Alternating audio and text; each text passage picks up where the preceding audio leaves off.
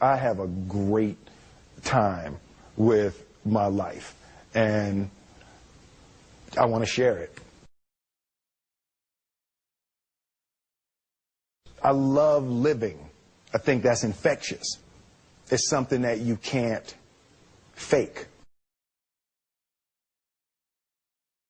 Greatness is not this wonderful, esoteric, elusive, God-like feature that only the special among us will ever taste. You know, it's something that truly exists in all of us. It's very simple.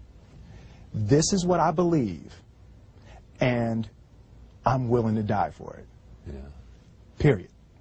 It's that simple. I know who I am, and I know what I believe. I know who I am, I know what I believe. That's all I need to know. And that's all I need to know. So from there, you do what you need to do. Yeah. You know, and I think what happens is we make the situation more complex than it has to be. Because we're looking for complexity. There's got to be something complex to understand. It can't be that easy. No. We didn't grow up with the sense that where we were was where we were going to be. You know, we grew up with the sense that where we were almost didn't matter because we were becoming something greater. The separation of talent and skill is one of the greatest misunderstood concepts for people who are trying to excel, who have dreams that want to do things. Talent you have naturally. Skill is only developed by hours and hours and hours of beating on your craft. I've never really viewed myself as particularly talented. Where I excel is ridiculous, sickening work ethic. You know, while the other guy's sleeping, I'm working. While the other guy's eating, I'm working. There's no easy way around it. No matter how talented you are, your talent is going to fail you if you're not skilled. You know, if you don't study, if you don't work really hard and dedicate yourself to being better every single day, you'll never be able to communicate with people, with your artistry, the way that you want. So the only thing that I see that is distinctly different about me is I'm not afraid to die on a treadmill. You might have more talent than me, you might be smarter than me, but if we get on the treadmill together, right, there's two things. You're getting off first, or I'm going to die. It's really that simple. One summer, his dad tore down a brick wall on the front of his business and told 12-year-old Will and his 9-year-old brother to rebuild it, a job they said was impossible. It took them a year and a half, but they did it. And he said, now don't you ever tell me it's something that you can't do. You don't try to build a wall. You don't set out to build a wall. You don't say, I'm going to build the biggest, baddest, greatest wall that's ever been built. You don't start there. You say, I'm going to lay this brick as perfectly as a brick can be laid. And you do that every single day. And soon you have a wall. And soon you have a wall. You know, it's an idea that my grandmother always had, that, you know, if you're going to be here, then there's a necessity to make a difference. She always instilled the responsibility, the spiritual responsibility that you have to make every group you come in contact with better. I want to do good. I want the world to be better because I was here. I want my life, I want my work, my family, I want it to mean something. And it's like, it has, if you are not making someone else's life better, then you're wasting your time.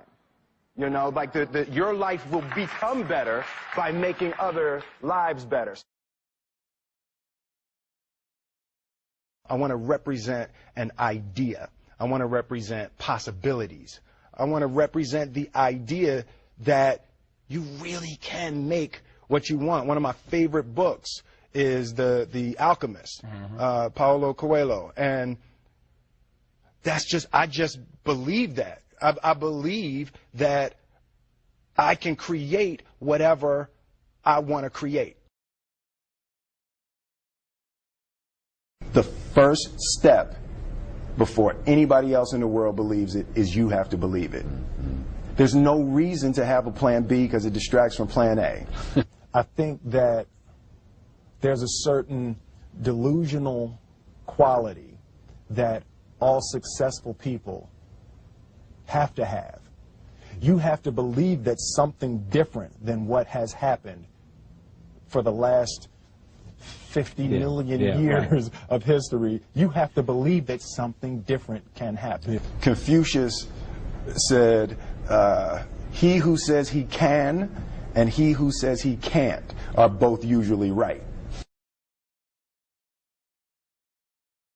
Being realistic is the most commonly traveled road to mediocrity. Why would you be realistic? What's the point of being realistic? Just put up a barrier. Yeah, I'm going to do it. It's done. It's already done. The second I decide it's done, it's already done. So now we just got to wait for y'all to see. It's unrealistic to walk in a room and flip a switch and lights come on. That's unrealistic.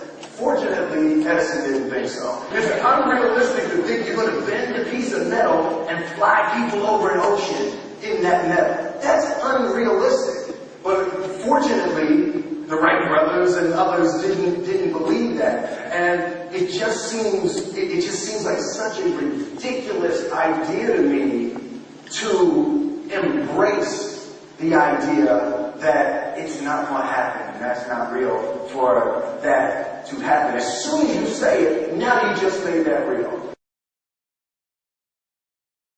Our thoughts, our feelings, our dreams, our ideas are physical in the universe.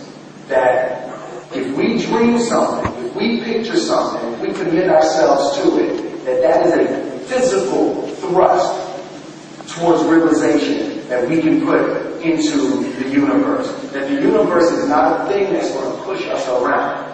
That the world and people and situations are not something that are going to push us around. That we are going to bend the universe and command and demand that the universe become what we want it to be. I study the patterns of the universe. There's a redemptive power that making a choice has, you know, rather than feeling like you're at effect to all the things that are happening.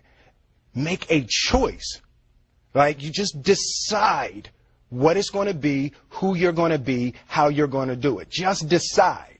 And then from that point, the universe is going to get out your way. It's like it's water. It wants to move and go around stuff, you know. You know, there's a flow of the universe that I've grown to know just how to go with it. I realize that to have the level of success that I want to have, it's difficult to spread it out and do multiple things. It takes such a desperate, obsessive focus. You really got to focus with all of your fiber and all of your heart and all of your creativity. I'm motivated by fear. Fear. You know? Fear of what? Fear of fear. I hate being scared to do something. And I think what developed in my early days was the attitude that I started attacking things that I was scared of. It was Franklin Roosevelt said the only fear you have to fear is fear itself. Absolutely. Remember that? Absolutely. Yeah.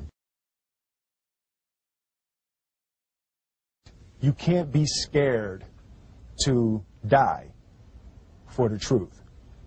The truth is the only thing that's ever going to be constant. Don't ever let somebody tell you you can't do something. Not even me. All right? All right. You got a dream. You got to protect it. People can't do something themselves. They want to tell you you can't do it.